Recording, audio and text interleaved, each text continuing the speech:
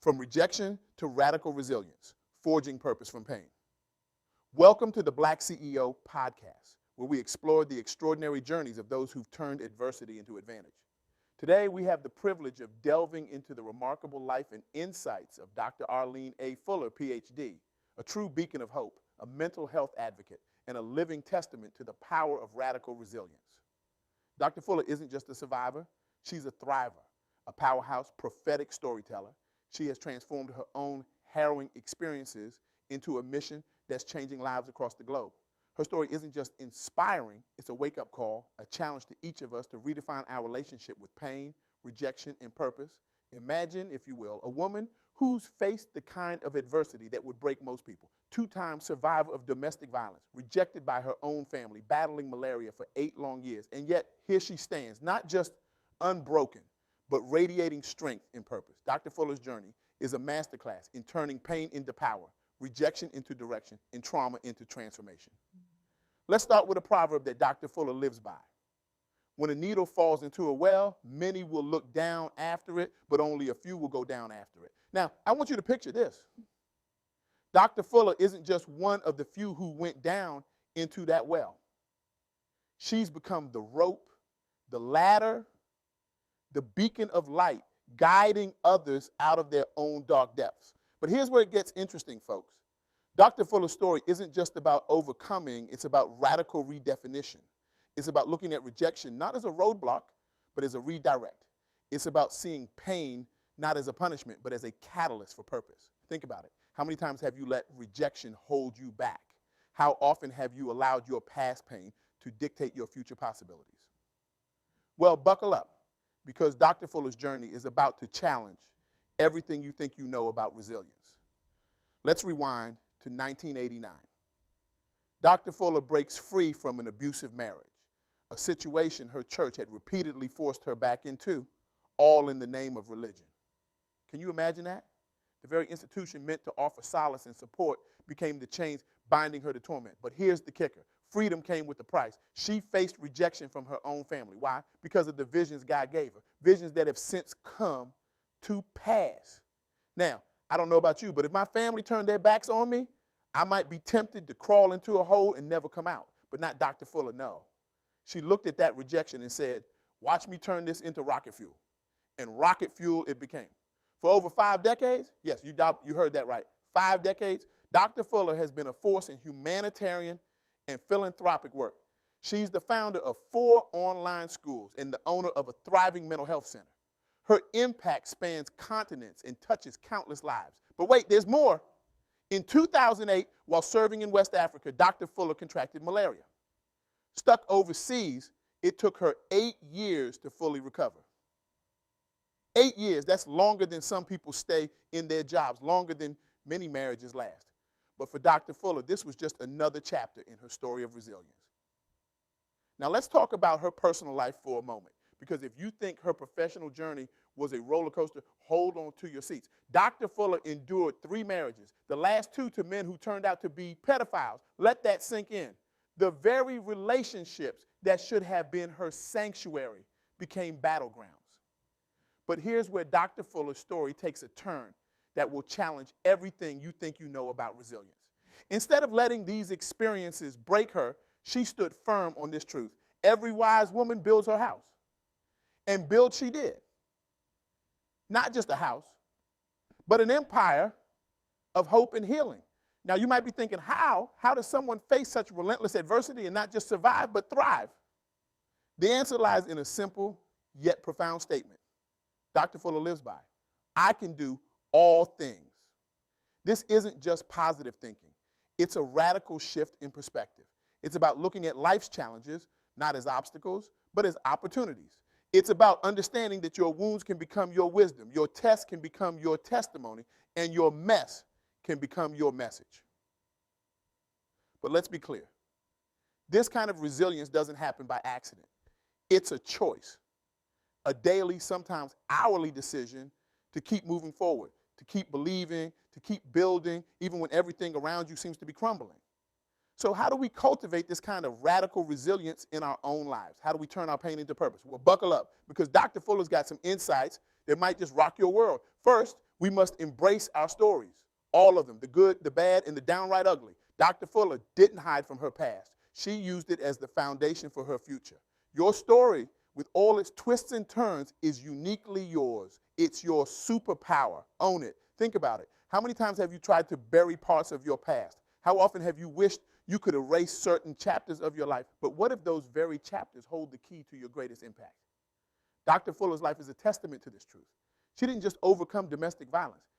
She became a voice for those still trapped in abusive relationships. She didn't just survive rejection. She built communities where the rejected find acceptance and purpose.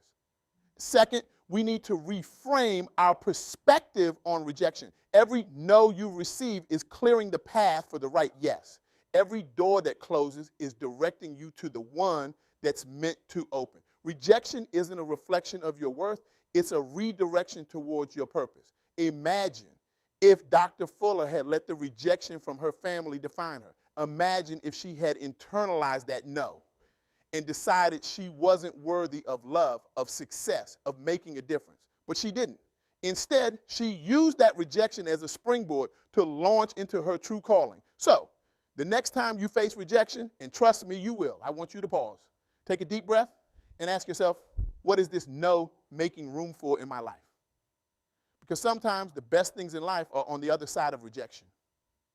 Third, we must tap into our God-given gifts. Dr. Fuller emphasizes this point strongly. Each of us has unique talents and abilities, often buried under layers of self-doubt and fear. It's time to excavate those gifts, to polish them, and to use them in service of something greater than ourselves. Think about it. What are you naturally good at? What brings you joy? What skills do people often compliment you on? These aren't just random attributes. They're clues to your purpose. They're the tools you've been given to make your mark on the world. Dr. Fuller's gift of prophecy, her ability to see beyond the present circumstances, became a cornerstone of her ministry and her mental health work. What gifts are you sitting on?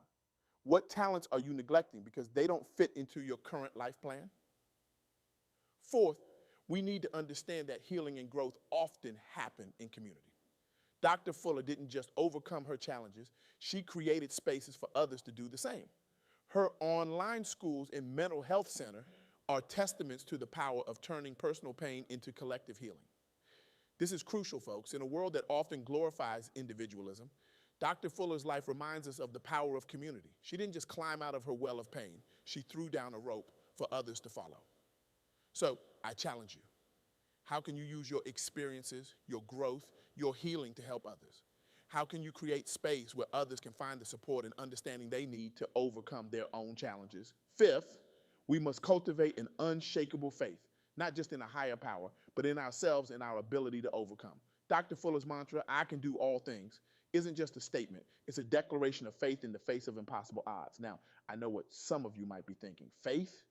Really? In this day and age? But hear me out. Faith isn't about blind belief.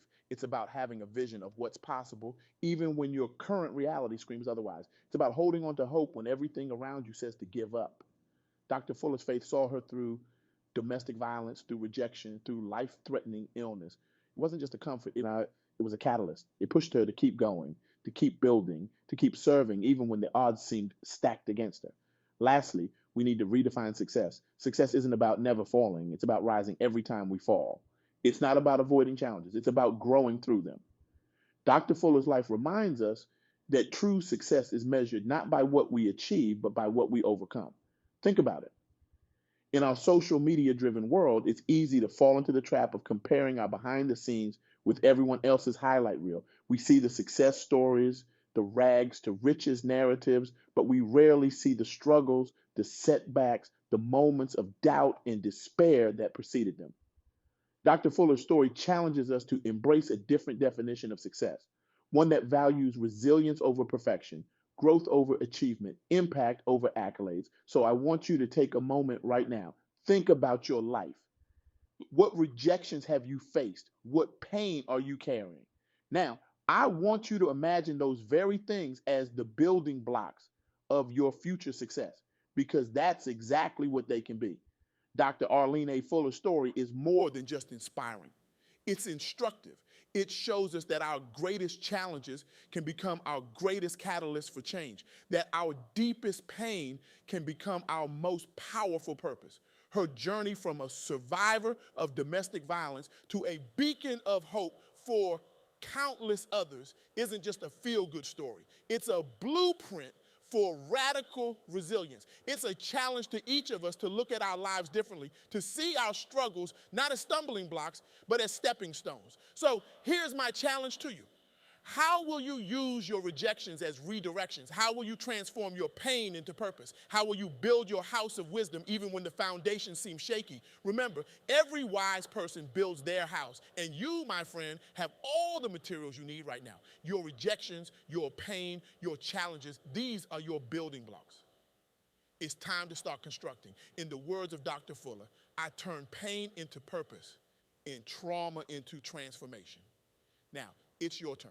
The world is waiting for your story of radical resilience. It's waiting for you to go down into the well, not just for yourself, but to help others rise from their own depths.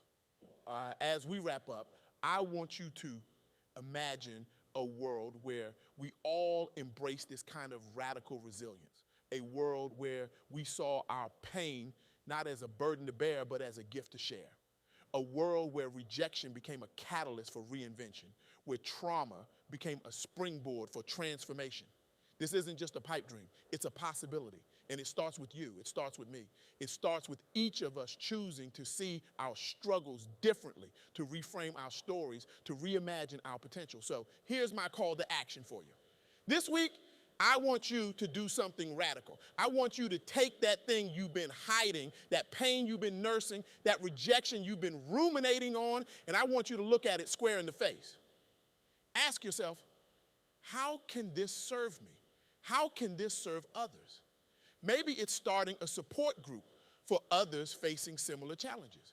Maybe it's writing that book you've always dreamed of, sharing your story with the world. Maybe it's finally seeking the help you need to heal and grow. Whatever it is, take that first step. Be brave, be bold, be radically resilient. Because here's the truth. Your story matters. Your struggles matter. Your resilience matters. The world needs your voice, your experiences, your unique perspective. We need your radical resilience. So go forth and build, go forth and grow, go forth and transform, not just your own life, but the lives of those around you, because that, my friends, is the true power of radical resilience. It's not just about surviving, it's about thriving and helping others do the same. Thank you for joining us on the BlackCEO Podcast. Remember, in the face of rejection, choose direction. In the depths of pain, discover purpose. In the wake of trauma, ignite transformation. Your journey of radical resilience starts now. Are you ready? Let's make waves, change lives, and build a world where resilience isn't just a buzzword, it's a way of life. Until next time, this is the BlackCEO Podcast, reminding you that your greatest setbacks can become your most powerful comebacks. Keep rising, keep shining, and keep turning your pain into purpose.